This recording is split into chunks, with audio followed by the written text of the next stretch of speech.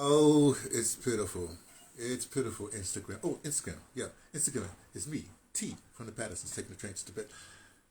Look, I was supposed to in these coming, for the rest of November into December. I was trying to go down to only like one Instagram post. Well, I'd rather Instagram posts a week, and but stuff is happening in this world so quick that I have to do it. And I'll explain why I have to do it on Instagram. Well, it's gonna eventually go to YouTube because many years, no, not many years, in 2014. Hey, Colin, I said Colin instead of Cam 3. I don't know. I like Cam 3 better, but Colin, this is some sad stuff that's happening right now. Look, I started my YouTube. Now, well, I started posting on my YouTube channel in like 2014, and only because after years of telling people, you need to talk to your elders, da da da. So I decided to subscribe aside to this. Things happen, and basically, I did the YouTube channel just to like record my memoirs. It's like an audio memoir, or something like that, audio like that. And so I sort of got into that, and then when COVID happened, I'm gonna skip. A lot of stuff happened, but COVID happened, and I discovered Instagram. I was just taking a picture like that. Then I had to morph because certain technical things here, right? I have to post on Instagram, and then wait and whatever, and then put it on YouTube. But the thing is, when I talk to you on Instagram, you think I'm talking to you. I am, but I'm not. I'm actually just sort of chronicling, what's happening in my existence, at least from 2014 to what is this? This is 2024. Whatever. How many years? Please get a YouTube channel and just voice your opinion. Say something. Just voice your opinion. It's going to matter sooner or later. Your grandchildren, even if it's wrong, even if you think it's wrong, look, just talk. Okay, let me tell you what's happening right now. Is right now the U.S. or the whoever's in charge of the U.S. I'm not talking about Biden. Whoever's in charge of the United States of North America, it's mind blowing. They're trying to start a war with a shooting nuke, whatever we call war with Russia. Now, for some strange reason, it doesn't. I don't know what, it doesn't click with people, right? But you're less than 2 months. 2 months out from changing how the government is run, or the people is in charge, so-called people supposed to be in charge of the government. So you when you have a president-elect, let's put it that way, you're not supposed to be causing some sort of mire so that when that person comes in, instead of getting their stuff together, they have to then deal with your mire that you caused. Now, you say, that sounds logical. Well, logical. It's right, correct, or whatever it is. So here we have, I'm going to call them the Biden, whoever they are, trying to start, they are starting a firing war with Russia. Now let me just back up for just a second. I'll speak to character first, then I'll go back. I've been telling people from the beginning, when we first saw Biden, he was hanging out with that former tennis or whatever. Then he was the guy from South Carolina, the racist, real segregationist, real racist. Brought this other. They mentored him, gave him the noogies and everything like that. That's what they did. Then he's just sitting in Congress or wherever he was sitting, doing all kinds of things against people. I'm not going to say black people, just against people. Oh, let me do this for whatever.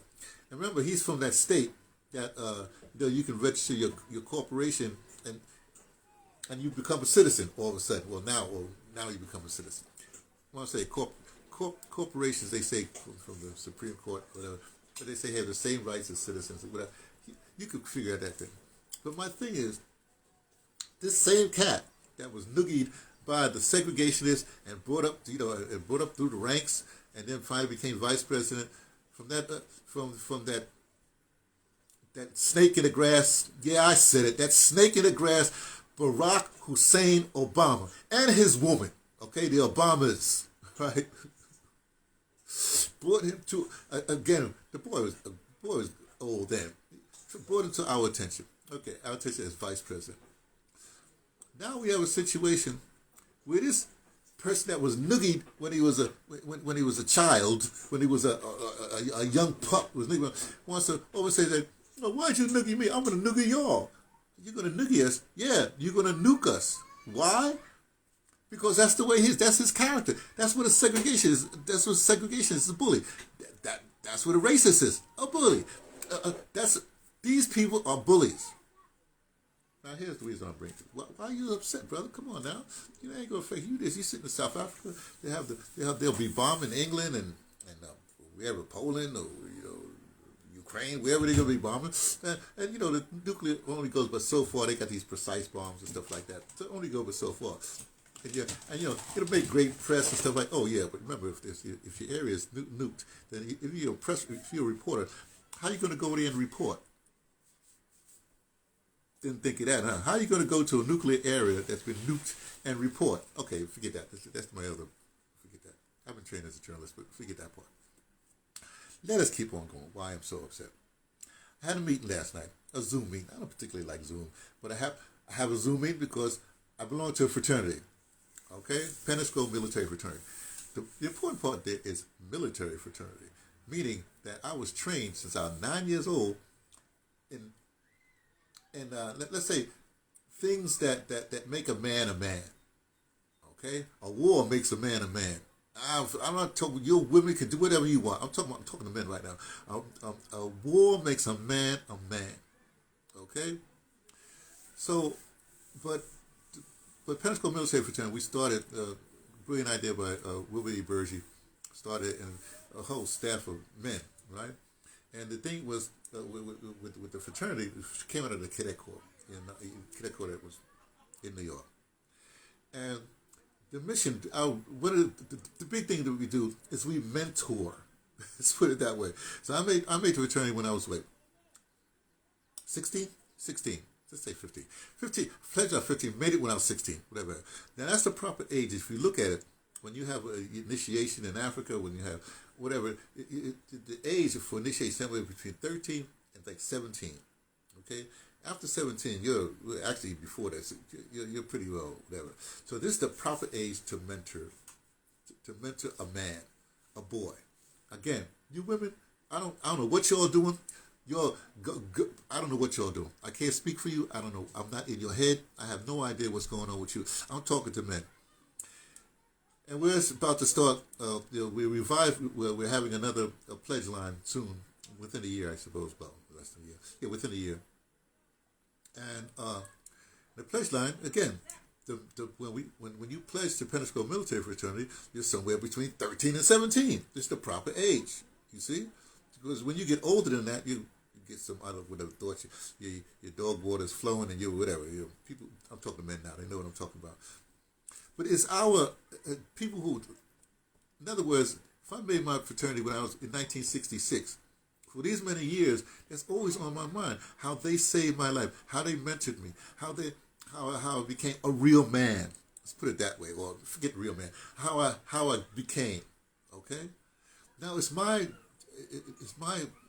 If you're a father, something like you, it's your responsibility to make sure that your children make it through, and you got to make the thing better for your children. Now, somehow in the United States, they or whatever in the capitalist country, they say better means that you have more money. That's not what better means. You have to make a better world for the people that's coming behind you, that you're mentoring. You follow me so far, right? This thing, that's noogied, segregationist, racist, decrepit old white man. I said it, old white man. And if you want to be a white man like that, then you better get on this boy's ass. No, don't get on his ass. That'd be like Barack Obama. Look, what I'm saying to you is that it's got to stop. This is ridiculous. 2 months before you change it, you're going to start a war? So just so you can say, Trump had a war. Well, I guess he didn't start the war. Just because you don't like Donald Trump, you're going to start a war? So it'll be his war. Somebody say, I think the New York Times reports that it'll be his war to lose. What the hell are you talking about? What in blue blazes are you talking about? So I am highly upset because after a year when I get then I'll be part of that mentorship program for future generations. You're going to mess up my mentorship program? I guess it's my obligation. If I was a congressman or senator or whatever you all got going there, right there, then I would be highly, is the word incensed? Not a big word, I don't know what it means. I'd be pissed. I'd be really upset that some boy is going to come. I said, that white man's a boy. The Biden, the boy that got noogied when he was just a pup in the political scheme of things, and ain't changed his little puppy spot stripes or whatever puppies have. If you're going to allow that boy to lead you, a man, then what? Tell me I'm wrong. So look, we're on the cusp. People are on the cusp. If you want to come back from the cusp, you got to stop this nonsense. This team, that team. You know, and you're doing nothing but the beating of the people who make the bombs. The people who send your children off to die with those bombs that they made. You don't see that? I can't be the only person on the planet, or only part of a small group on the planet. He said, but it's the media. Well, why are you listening to the media? Just stop listening to them, and then they can't report to nobody. Huh? Go to your local political meeting and tell them, yo, man, we got a boy running the country. A boy that's bringing us into war. I got to stop because I'm getting upset. You're messing up my plans for the future. All my life I've mentored. Let's put it that way. I was taught how to mentor at 9 years old. From that moment on, I've been mentoring. I don't even like to use that word. I've been hanging out, and when at this somebody point, I don't mentor. I can no longer mentor. I shouldn't say that, but I don't really talk to 13, 12, whatever, I have this thing about generational things. Like, I can't really talk to somebody in their say their 20s. You know what I mean? I can't really talk to somebody in their 30s, right? I'm in my 70s. I'm only supposed to be talking to people at the most in the 50s and my own peer group. So if you're in one of these categories, you should be talking to, you should be guiding people at least, say, maybe 20 years younger than you. You see, that's how it works. You can't be an old man and say, oh, when I was young, because you don't know what they're doing. What you supposed to be doing, not talking about, well, we should do this. No, you need to jump on that boy, the noogie boy. Your own age range. You need to jump on them and say, why are we allowing this to happen? It's a question. Everybody has that responsibility. Those people who are over, well, how old is, well, he's 80, whatever it is. Those people, 20, those people older than 60, y'all need to step up. And especially, especially you veterans. You know what war does. I was a medic. I know what war does. Yeah, like Tulsi Gabbard, I was a medic. 1970, 1974, I was a medic. Never went in country, but I know what's happening. So if you don't want to listen to people who have been been to war, in fact, what's going on here? Don't forget all those people. Let me talk to the veterans. Let me talk to my peoples. We all had jobs. Like I said, I was a medic. There are people that were in pararescue. I was in the Air Force. There are people in pararescue. There's people, doing all kinds of things. There's all kinds of branches of service. Those people, if you're going through the war, do you want the world to actually go through what the heck that you went through? I guess I can say I'm a better be more military. The hell that you went through? Do you really want that for the world? What you had all your fun, you do whatever, and now you don't care about the world no more? You gonna let this boy destroy the planet? This boy and his boys? It don't make no sense. I gotta go. I'm getting upset. I'll check you all later.